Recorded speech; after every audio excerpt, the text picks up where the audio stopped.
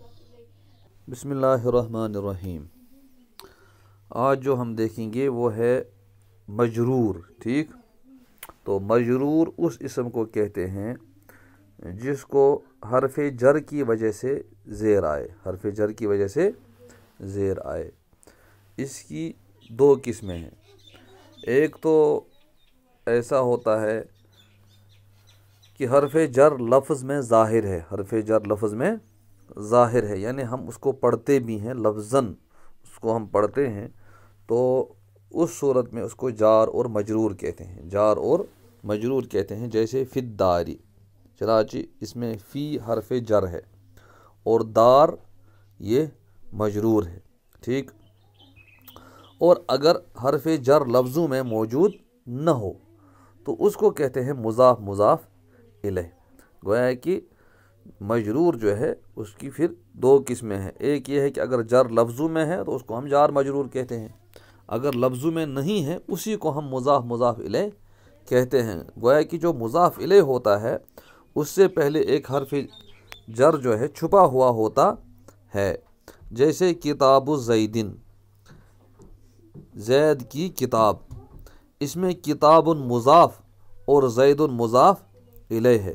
گویا کہ مضاف کے بعد لام حرف جر چھپا ہوا ہے جو مضاف الیہ کو جر دیتا ہے، یعنی کتاب لزیدن، کتاب لزیدن، زید کی کتاب، تو پھر اس حرف جر کو گرا دیا گیا، اس لیے ہم سیدھے پڑھتے ہیں کتاب زیدن۔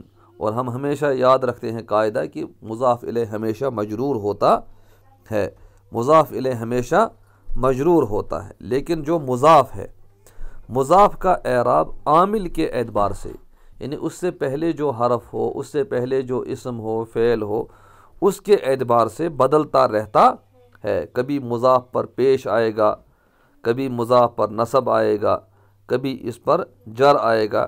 جیسے تینوں کی مثالیں ہم دیکھ لیں گے۔ جیسے ذہب صاحب الکرمی، ذہب صاحب الکرمی، تو اس میں صاحب مضاف ہے، کرم مضاف الیہ ہے۔ کرم چونکہ مضاف الیہ ہے اس پر جر ہے۔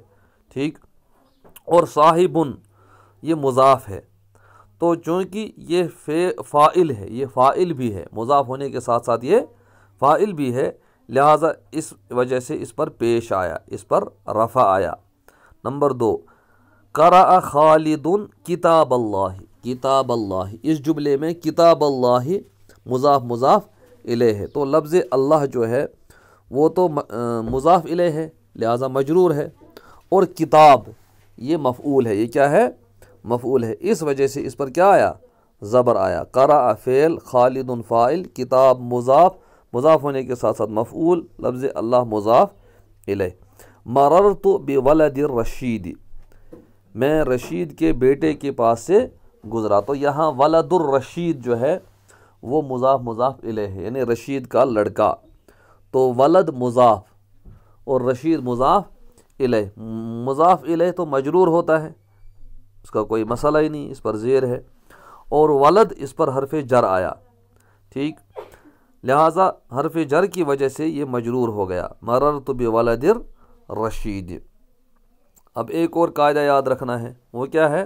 مضاف ہمیشہ الف لام تعریف، یعنی جس الف لام کے ذریعے سے ہم کسی اسم کو معرفہ بناتے ہیں تو مضاف سے وہ الف لام گر جاتا ہے، یعنی مضاف پر الف لام نہیں آتا ہے۔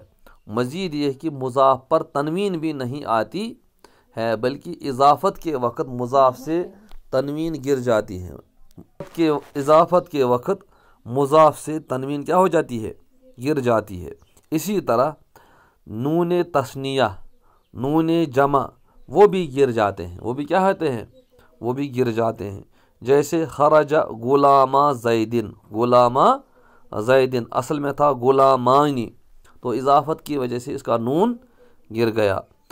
جاء مسلم مصر، اصل میں تھا مسلمون مصر، ٹھیک، تو اضافت کی وجہ سے نون گر گیا۔ تو معلوم ہوا کہ جو مجرور ہے یہ دو طرح کا ہوتا ہے، یا عربی میں مجرور صرف دو ہیں، ایک تو وہ جو حرف جر کی وجہ سے مجرور ہو، دوسرا وہ جو اضافت کی وجہ سے